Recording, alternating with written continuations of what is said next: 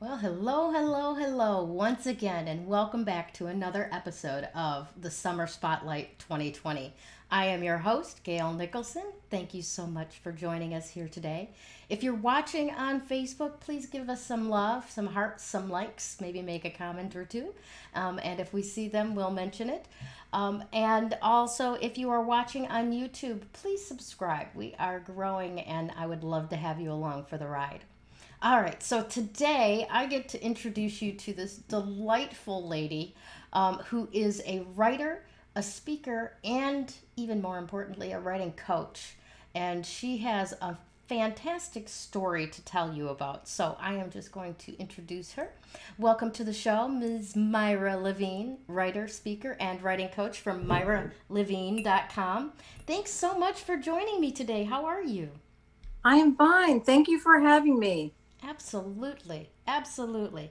Now, we know each other through a mutual contact from that's also a member of the Success Engineers group that I'm a member of, Dan Curry. And I just want to give him a shout out because, as much as he likes to be the wizard behind the curtain in life, just fixing things and helping people and not really wanting to be in the spotlight himself, literally, because I've invited him twice. He's a connector and a doer and a problem solver, and so I just wanted to give him a hello and respect. Tell us a Yeah. little bit about you and Dan and how you know each other.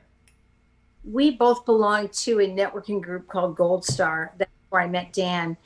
And as soon as I heard what he did, I realized I need him because I have about this much patience with technology. And my husband's a computer guy, but he's more IT. And when something goes wrong with my laptop, and I would text him at work and say, if you can't come home in the next 5 minutes, the laptop goes out the window. He really couldn't leave work to do that, but I could always text Dan. Dad would talk me off the ledge and come over or have bring him my laptop and he would fix it. He's awesome.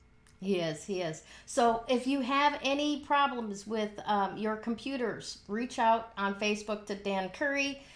Indie IT, I believe, is his company, correct? Yeah, Indy's IT department, and he's very good with Indy IT security, which is a big thing. Excellent, excellent stuff.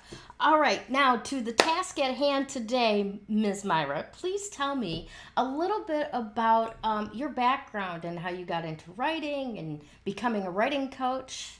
Let's hear it. Well, I wrote short stories in high school. I told all my friends I was going to write a novel someday and I would not change my name, even if I got married, so they would all know me. And then Facebook came along and you don't have to do that. Your maiden name becomes your middle name and all your friends find you. But I have a journalism degree from the University of Illinois, although I never intended to ever practice journalism. It taught me how to write short and sweet. I started a video production company a few years after I left college. Mm-hmm. And my business partner, who was older than I was and more the engineering type, passed away. And I took over our business. I wrote almost every script we ever wrote, ever produced, a lot of training in sales and marketing, and a lot of political ads. But I always dreamed about writing that novel that I thought about in high school. I ended up adopting a baby girl from China and then realized I better get married. She needs a father. So I found a great guy and we're still married. And I was a stay-at-home mom for a long time, gave up the active role in my business and started on the novel when my son, who was also adopted, when he was 4 years old and finally went off to preschool. And I had 2 afternoons, 3 hours of time with no kids to write. I worked on the novel for 4 years. I thought I was an absolute genius. I had a writing group and they told me I was good. I went off to a conference and an agent actually approached me and said, I hear good things about you. I want to see your novel. Send me the first 50 pages. And I thought, this is so fantastic. I will become the first writer in the history of writers to experience no rejection. This is great. And then about 5 months later, if you remember the mimeograph machines, I Oh, got a yeah. mimeographed rejection letter you could barely read. It had been copied so many times. And I contacted the agent because I had that much nerve. And she said, it's not ready. And it was shocking. And I pouted for a few days. And then I realized, okay, maybe there's something about writing a novel that I don't know. I wrote commercials. I certainly wrote a lot of political ads. You think that would prepare you for fiction writing, but not adequately, apparently. And so I spent the next 10 summers in classes at the Iowa Summer Writing Festival, realized how much I didn't know. Took me a total of 14 years to get that first novel out. And now I've written a second one and I'm working on my third. That's phenomenal. That's a great story. That is really a great story, and I love your sense of humor. That political stories prepared you for fiction. That's awesome. Yeah, that's wow. Really amazing. Even that you were able to do that. You've got me beat though. I've got a novel that hasn't seen the light of day in almost 25 years. I don't know that it ever will. Well, this would be the time to pull it out You know because what? now You're right. I didn't write for 14 straight years. About 7 years into the first novel, I was stuck. I didn't know where to begin. And I had a health scare. Mm-hmm. And as a mom, my first thought was, okay, well, you're clearly going to die. And who's going to raise your kids if you die? And it occurred to me there should be a system for that. There should be some way for a dead mother to continue to raise their children because no one can do it like I can do it. So it gave me an idea for another novel, and I started working on that.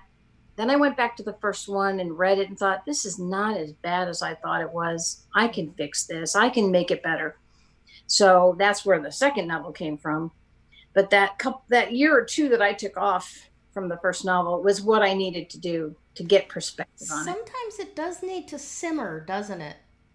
Exactly. Yeah. You get so wrapped up in it that you can't see the truth of where it's good and where it's bad. Yeah. Yeah. That is true. What was the name of that first book that you have out there now? The first novel is called Revenge of the Soccer Moms. I love And it. And I like a couple of titles. is it available now? Is it like on Amazon? Amazon.com. You can find it by the title, Revenge of the Soccer Moms, or I wrote under M.E. Levine because, and I'm not the only woman who's ever thought this, that if there's some doubt as to my gender, I might be taken more seriously. A That's very famous that J.K. would Rowling comes to mind. Yeah. yes, yes. And I just read a couple books by Charles Todd, who turns out there is no Charles Todd. Charles Todd is a mother and son writing team. I But did it's not know that. That's yeah, awesome. and they're excellent books.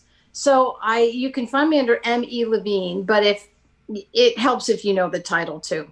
Nice. And the second novel is called The Dead Mothers Club. Now So that's the one that you're offering to our viewers as a free download, right? yes, exactly. That Awesome. just came in May. And that's the one that's premised on a story. If you had passed away, how would your children be raised? Right. And that's another case where I worked on that novel for well over a year. And then I realized you are making this too easy for the dead mom because this has become your little wish fulfillment book where she finds this wonderful way to interact with her kids. Whereas a good novel, usually you have to put a ton of roadblocks between your protagonist and what they really want. So I reinvented my afterlife, my view of the afterlife, and put some serious, serious roadblocks in her way. And the lesson became the lesson that I also had to learn, which is you think you have control because you're alive and you're there and you don't have control. They do what they're going to do. And so that the illusion of control doesn't end just because you die. Oh, that's interesting. I like that a lot. So Awesome. That sounds like a really good book. I will be definitely availing myself of that download. Thank you. Now, thank you. I get that you've done a lot of evolvement, a lot of development. You're not the only person that I've heard that has talked about, I went into journalism to learn how to be concise, right? Hmm. Yeah. And um, it's a great university, a great college for Yes. being able to tighten up your writing. Similarly, now you may not know this, a lot of my viewers do. I'm a huge Manilow fan. He started out writing commercial jingles, and That's that right. trained him in how to be able to write a hook where, where 5 decades he's had top Mhm. 40 hits. That's That's right. pretty, longevity and consistency there. But Yeah. what I'm trying to pull out of this is that it is so important for writers of any type, whether it's jingles, whether it's, music or words, whether it's novels or, short stories, blogs, right? To learn that process of what specifically gets the point across, because all of this extra is just not going to help you at all. Would That's you right. disagree with that? Not at all. I think the best thing about journalism was also that they would hand you back your paper and it wouldn't say A, B, C, D, or E. It would say R. And I remember the first time it happened to me in my first journalism class, and I went up to the instructor and I said, R? And he said, it just means rewrite. I said, what do you mean rewrite? He goes, well, it could be better. I'm like, it could be better. It's a C. It could be better. It's a B. And he said, it could be better. Sit down. And I thought, what? And that's what novel writing is about. It could always be better. You better take another crack at it. And it's frustrating, but you somehow magically have to figure out when you're done rewriting, but it's always about tighten it up, make it better. What parts could you lose? There's an old expression. I don't remember off the top of my head who said it, but kill your darlings. Get rid of the stuff that you just fell Yeah. in love with, but it's got nothing to do with anything. Mm-hmm. And when I teach my writing workshops, I talk a lot about that. You are going to endlessly rewrite no matter what you think. I had to learn that lesson the hard way, that it's not going to be good enough until you've rewritten it several, maybe many times. And you have to just accept it and enjoy the journey. Yeah. Yeah. Yeah. It is very interesting as well. I think for myself and other writers, I would imagine, when you've put something away for a while that you thought was great, right? And you do let it simmer for a while, and then you go back and you reread what you've written, and you go, well, that was great 6 months ago. That was great 2 years ago. It's not, I could add so much more to it now, or I could tighten it up a bit better now. I can, oh, I learned this word in the meantime that, makes that point just pop kind of thing. And it can happen in the opposite way too, where you get so discouraged that you set it aside thinking this is garbage. And then you go back to it, you realize, no, this is not garbage. This is 90% of what it ought to be, or 85. I can find that other 15% and make it better, but it's not so bad. Right. It's like pictures of yourself. It's like I've heard this expression too. If only I looked as bad as I looked when I thought I looked bad, or overweight. That's something I've struggled with my whole life. If only I was the same weight I was when I first thought I was overweight, I'd be very, very happy right now. So it's perspective. Yeah. Yep, absolutely. So knowing, how much work and effort that it does take to get to where you want to be, what on earth was going through your mind when you decided to start trying to help other people through this process? What made you want to help other people do this? Well, part of it is as I started speaking and just doing things like that for fun and telling people, yeah, I've written a novel, you get one of two reactions. Either you get, I've always wanted to write a novel or a book, or you get, oh, I could never do that. I would never be good enough to do that. I thought it's really the same statement said in two different ways. I don't have the confidence, but there's a book inside my head. And if I had the guts and if I had the confidence, I would write it. And I started to realize just from helping other people, little projects in my own writers group, I realized, I have learned a lot. 10 summers, in really intensive teaching, because I was not about how to get an agent, how to get a publisher. It's about how to become a better writer. 10 years of that and copious notes. I absorbed a lot of information, and I realized I actually know what's wrong with some of the things that I'm reading here and how they could make it better. I have some knowledge. And not everybody has the time or the money or the freedom to go and spend a week in Iowa every summer. My family was wonderful. I didn't do it till my kids were a little bit older, but not everybody can do that. And I thought, I can give them what I know. And the real serious ones will probably go anyway, because I'm not going to be able to impart everything that somebody with 50 years of teaching experience could give them. But I can give them the confidence to try to do something they've always wanted to do. And it feels so good when someone says, you know what, I'm writing. I love the workshop you did, the little writing prompt for 5 minutes. And then you said my stuff was good. And guess what, I'm writing. And it gives me such pleasure to hear that. That's phenomenal stuff. I think that that's a very blessed purpose that you're doing. Um, Let me ask this. Yes. Explain to me what the difference is between having a writing coach and having an editor. Those are very different things. An editor is someone you typically pay to find your typos. Some are good enough to find the flaw in your plot. A writing coach is someone, and that editing process, it's has a beginning and an end. You pay them for so many hours of their time, and they give you their thoughts, and they're out. To me, a writing coach can be what you want that coach to be. Sometimes you end up just giving that weekly nudge to say, don't forget, you owe me a chapter. Come on, you owe me a chapter. Now, you don't send anything to an editor till you think you're all done. And you certainly don't send a rough draft to an editor, because you'd be wasting your money on getting the commas fixed in something you need to rewrite. Mm-hmm. So a coach is with you for the long haul, in my opinion. And I am very blessed that my husband makes enough money that I don't have to charge a lot for my coaching. So I can be there through the whole process, through many rewrites, through all the struggles to figure out even what do I need to write. I'm working with someone right now who has a goal, but every time he tries to achieve that particular writing goals, other kinds of writing pop out. And I've said to him, and we have a meeting tonight, you have a memoir that's trying to come out, and you better just write it.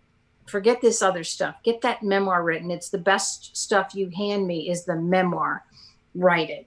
So a coach is there through the entire project, hopefully. That's my goal, at least. That's phenomenal. Thank you for that. Because I know that they're two vastly different things, and maybe 2% of what they do cross paths, like a Venn diagram, right? Mm-hmm. An editor doesn't have time to coach you through, but they may, point out that you need some coaching. And then, a coach might catch a couple of typos, but that's not necessarily the job. I love I'm sorry, go ahead.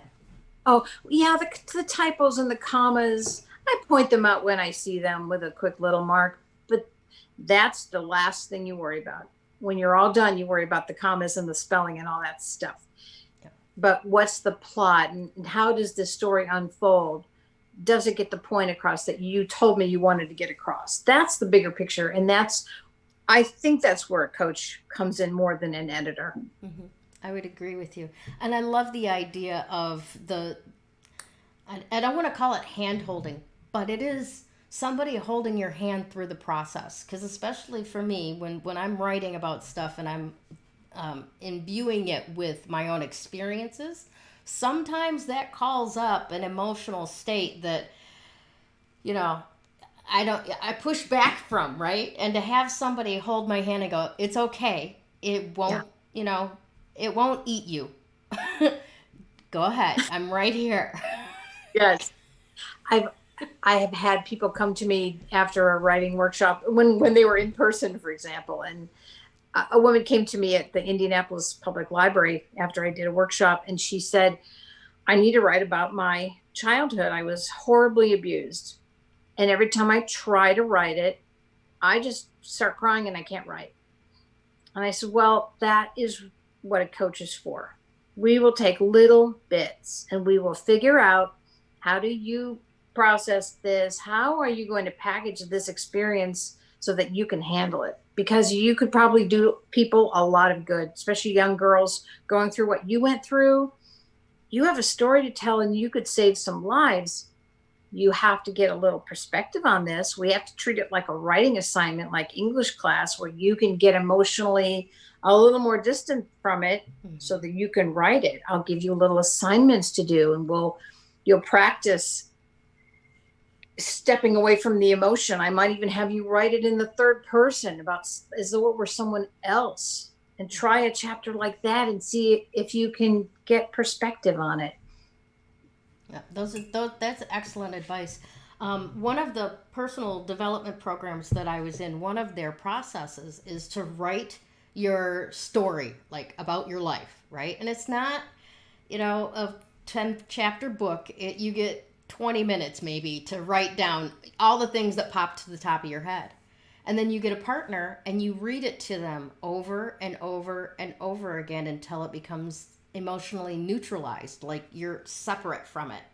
Yes. And, I too am one of those that wrote about their childhood. And man, is that cathartic. That may never end up being a book that's published out there.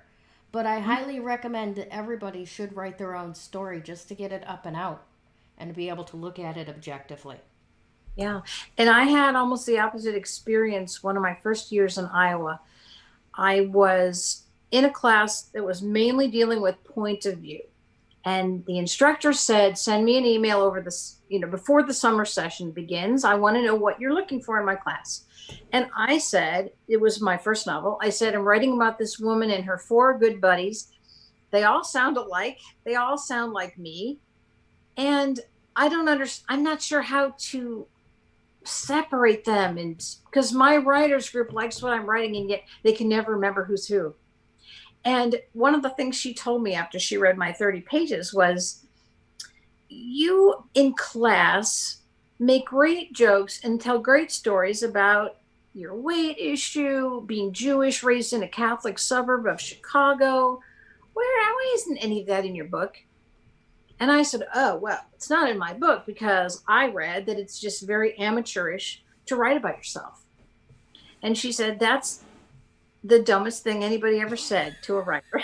Everybody writes about themselves. And she said, have you ever read John Irving? And I said, yeah, I've read 3 or 4 books. And she said, you haven't noticed that every single book is about a boy who's lost his father? And I thought about it. I said, yeah, I guess you're right. And she said, that's because he lost his father. And she said, he writes about himself in every book he writes. Is anybody criticizing him for that? She said, you will become a much better writer when you embrace the fact that there's some things you know how to write about and make fun of and have fun with. Mm-hmm. And until you give those characteristics to your main character, this will not be the book it should be. And it did take me 2 years of thinking and muttering and trying it and dipping my toe. And it took me 2 years to change. My main character was Karen Anderson, and I changed her to Karma Kransky, and I gave her all my worst problems and a much better book. So I was going to say, it probably made it so much better for reading. Much better. Yes, much better. Yeah. Well, like my mother used to say, always write what you know, because if you write about what you don't know, the people that know will point it out. That's very true. And then there's a twist on that I heard also in Iowa, which is if you don't want to write about what you know, write about what you wish you understood. Mm-hmm. Yes. And as you learn about it and become to understand it, you'll be able to write that book too. And that's kind of the idea behind the Dead Mothers Club. My need to understand what does happen when you face your own mortality with your work undone. what what do you do about that? How do you wrestle with that? Right. So it can work both ways, thankfully. Awesome stuff. Awesome stuff. Now, tell me, of course, this show started out as a response to the coronavirus quarantine. Everybody losing their jobs or spending a lot of time not working. Perfect time to pick up something that you've been working on and redo, Yes. rewrite, do a couple of edits. How did COVID-19 actually impact your new venture? What happened? Well, I was excited to death that I was getting invited to go speak at libraries around central Indiana. And I would drive an hour and a half to get to a library and sit with 4 or 5 people and be totally jazzed about that. And in the back of my head, and I have a marketing woman, Julie Struble, who's a genius, who had always said to me, we're going to need to take this to a platform like Zoom eventually. If you want a bigger audience, you can't always be within driving distance of a library. And I would say, yeah, yeah, yeah. But that sounds like technology to me. And unless Dan Curry's going to move into my guest room, I'm not going to survive it. Along came COVID, and I had 3 or 4 library seminars all scheduled early, like in November of the previous year. Hey, we want a summer writing program. Would you help us? And I said, sure. I was going to get paid. I was so excited. And then they were calling me to say, well, the library's closed. We have to cancel unless you'd be willing to use Zoom. And by that time, I'd experienced Zoom with my networking groups and everything else that I do. And I said, yeah, I don't want to cancel. Let's move it to Zoom. And all of a sudden, I was forced to embrace technology and deal with it and not be frustrated by it. Or if I was frustrated, not throw my computer out the window, learn how to do it. And I have clients now on the West Coast and all over the place. And it's amazing. And I would never have done that if COVID had not forced me to embrace technology like Zoom. So Honestly, I'm not going to say it was the best thing that ever happened to me because that sounds really awful, but it was the best thing that ever happened to me personally and professionally, I have to say. Well, I have to agree with you because literally, like I just said, I wouldn't have this show if it wasn't for the quarantine. And honestly, there are so many good things that have come out of it. Not only good, it's not like there isn't bad things that have come out of this. But I am so grateful for the things that are good that have come out of it, and I'm sure you're the same. Oh, I've met some people and I've coached some people and had people come to seminars that I would never have crossed paths with. And there's nothing better than that. Just nothing. Awesome. Now, what are you So, working on right now? What's well, the I'm future for you? the future. I'm working on the sequel to Revenge of the Soccer Moms.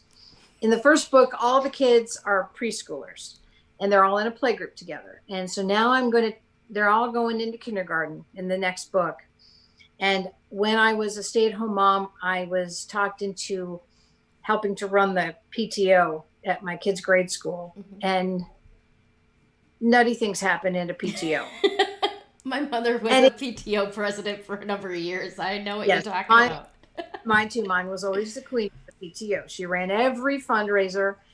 Now, in my case, I have to say it was a little bit selfish because about the time that I was asked to run the PTO, it dawned on me that there was some paperwork for my son, who we adopted from Vietnam. There was paperwork I'd never done because nobody held a gun to my head and made me do it. He did not have an Indiana birth certificate, and they weren't going to let him into school without one.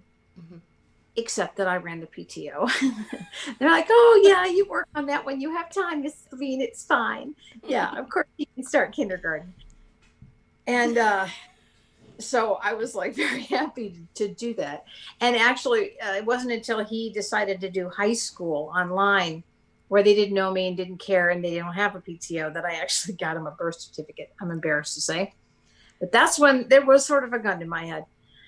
So lots of things happen in a PTO. You meet amazing women, wonderful women, crazy women, you learn lots of things that are going on in the school that you would never know. And that's the kind of stuff I love putting in novels. So it's going to be a sequel. I'm still working out the plot, but I'm about 3 chapters into the introduction. Nice. Where the women who get in so much trouble in book 1, my main character, Karma Kransky, gets roped into heading the PTO, and she's about to have to deal with the fact that she has a felony on her record, or she might have a felony on her record, and you have to pass the background check to be able to be around the kids. So I'm throwing lots of trouble in her life, and I'm having so much fun with it. That's phenomenal stuff. I'm very interested in reading this book. This sounds absolutely amazing. One of my favorite authors, Jim Butcher, will often get onto Twitter and go, "Oh, I've found a new way to torture my characters and make my readers cry." And it's true. There's a sense of joy that comes out of torturing a character enough that your audience is going, "Oh my God." Yes. So I 100% support you in making Karma Kransky's life hell. That's right. But I suspect she will triumph in the end. She will learn nothing. She will not become a better person. I was told at one point, you really need her to undergo a fundamental transformation so that she understands where she went wrong in life, and she promises never to do it again. And I thought, okay, who does that? Ain't Disney. Yeah, no kidding. I said, well, if I'm ever going to write about her again, she can't be Mother Teresa. That wouldn't be interesting. Not that Mother Teresa's not interesting, because she's very interesting, but not as a character in a novel. So she has to keep her flaws. And I had heard, the problem is she's only sorry she got caught. I'm like, yeah, that's the only way I'm ever sorry, is when I get caught. What? Is it me? So, yeah, more trouble is coming her way. She may triumph, but she's going to work hard to do it. That's phenomenal. Okay, so remind me again, all of our viewers are to be reaching out to you via email or Facebook, right? Email or Facebook. I'll need email eventually if I'm going to send you a free book. Yeah. Yeah, by email, so you have to give me that. Yep. So email Myra at myralevine.com. It's MYRALEVINE right there on the screen. And put, spotlight in the subject line so that she knows to send you the link for the downloadable copy of Dead Mothers Club, right? That's the name of it, The Dead Mothers Club. And if you're a writer, at least have a consultation with her. Come on. I mean, I think that this is probably one of the most comforting writing coaches that I've interviewed yet, as far as just cuddleability. You know that she's going to look out for you, and it's not going to hurt too bad. No, I'll tell you the truth, but it won't hurt. I try to find the good, along with, here's the challenge, here's what we could work on. I don't think it's good to cut people off at the knees. I don't think that helps anybody. I agree with you 100%. Do you have a couple last words for our viewers today? Anything you'd like to leave them with? Well, the thing I always tell people in my writing workshops is, one, if you have a desire to write, you can write. And nobody should die with their story still inside them. And you don't have to win awards. That's not what it's all about. You can self-publish now, and you might even just print 10 copies of that book and hand them to your friends, and it still will be the most satisfying thing you ever did. Well, maybe aside from getting married and having good kids, but aside from that, it will be incredibly satisfying to do what very few people do, but everybody wishes they could do. You should do it. Fantastic advice. Thank you again so much for being with me today, Myra. Thank you. Have a wonderful, wonderful week. You too. When you open yourself up to actual energy work, makes that recovery progress so much faster. That recovery is possible. You do not have to live as a victim until your last days, you have unbelievable strength, and I know that because you're still here. Do you want to create something completely unrecognizable with your life? I can show you how.